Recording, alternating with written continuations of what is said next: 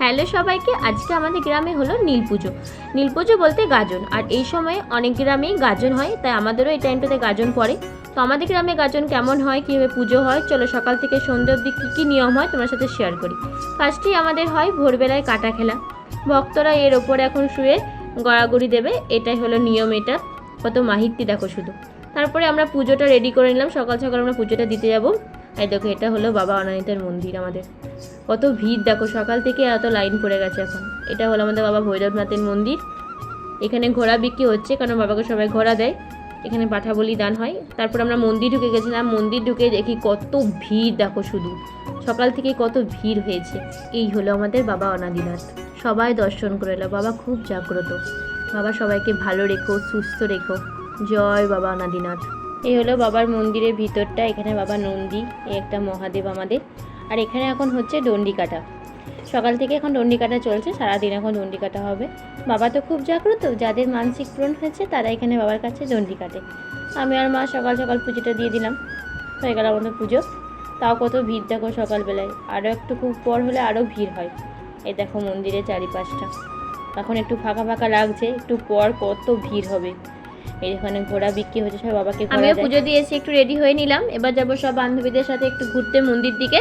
চলো যাওয়া যাক, আর তোমার সাথে সব কিছু শেয়ার করবো। চলো, আমরা সবাই মিলে এখন রেডি হয়ে নিয়েছি।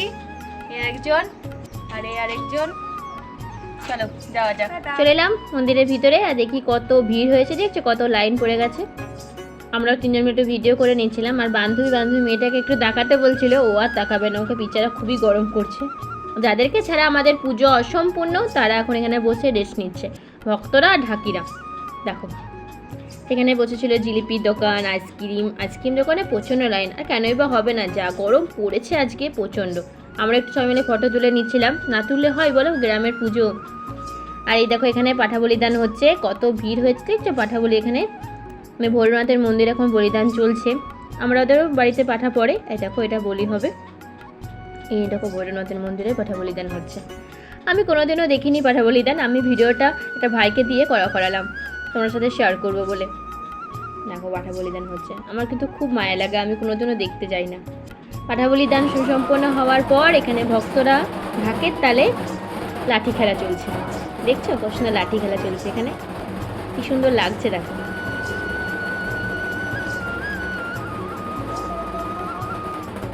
বাবা অনানিনাথের মন্দির, এখানে এখনো কত লোক দেখছো। আর এখানে চলছে নিলামের হাক।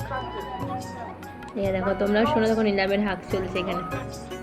আমিও চলে এলাম বাড়ি, এবার যাবো সন্ধ্যেবেলায়। চলো, আমাদের গ্রামের সন্ধ্যেবেলায় নিয়ম হলো সব ভক্তরা এখন আগুন জ্বালিয়ে আগে যাবে, আর যে মূল ভক্ত তাকে কাঁধে চাপিয়ে নিয়ে যাওয়া হবে। এখন দেখো সব ভক্তরা তাকে কাঁধে চাপিয়ে নিয়ে যাওয়া হচ্ছে। আর যে মন্দিরে এই যে গরু গাড়িটা দেখতে পাচ্ছ, এখানে এখন সামনে আগুন জ্বালানো হবে, আর সব ভক্তরা এখন দোলেশ্বরী মহাদেবে করবে। আর দেখো আগুন জ্বালানো হয়ে গেল, এবার একে একে সব ভক্তরা দোলেশ্বরী মহাদেবে করবে। জয় বাবা অনাদিনাথ। আমাদের বারের দিন থেকে এটা চলে। কালকে চলো, কালকে একটা অন্যরকম নিয়ম আছে। অনেক গ্রামে অনেক নিয়ম হয়, আমাদের গ্রামে পুজোর দিন রাতে এই নিয়মটাই চলে। দেখো কত ভিড় হয়েছে, দেখো কত মানুষের ভিড়। এবছর সব থেকে বেশি ভিড় হয়েছে, এবছরের মতন কোনো বছরে এত ভিড় হয় না। মন্দিরের চারিপাশটা কি সুন্দর লাগছে দেখো। পুজোটা আসছেই ভালো, তাই না? দেখতে দেখতে পুজো আজকে হয়ে গেল, কালকে চড়ক হয়ে যাবে। এখন যা গরম, আমরা একটু আইসক্রিম খেয়ে নিলাম, আর বান্ধবী মিলে গল্প করে চলে এলাম বাড়ি। কেমন হয়েছে জানাবে। টাটা।